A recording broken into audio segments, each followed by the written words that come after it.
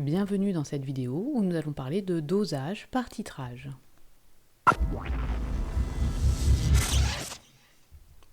Vous souhaitez déterminer la concentration d'une espèce chimique en solution.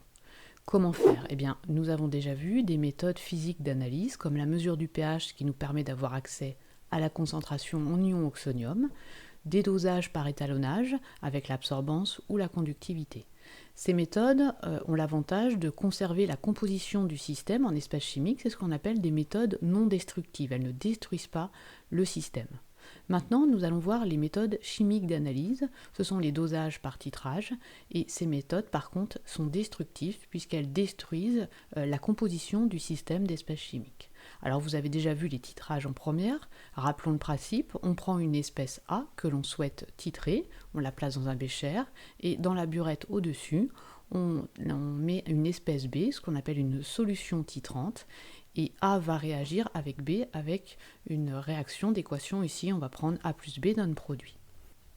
Avant de verser la solution titrante, donc VB égale 0, eh bien nous avons les quantités de matière des espèces chimiques suivantes que l'on va appeler Na début, Nb et 0 de produit.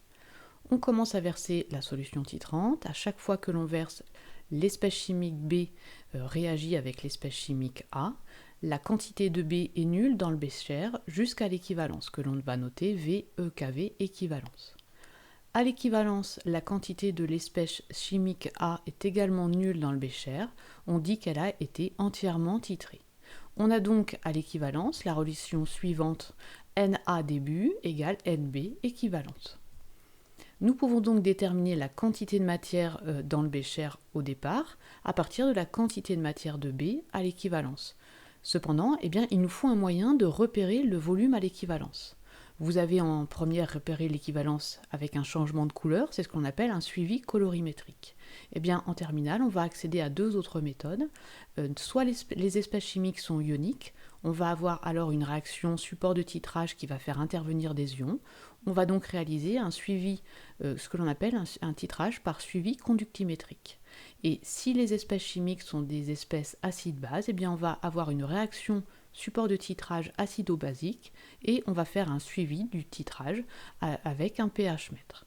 Alors voyons ce que ça donne. Tout simplement, on va placer le conductimètre dans le bécher et on va mesurer la conductivité en fonction du volume de B versé.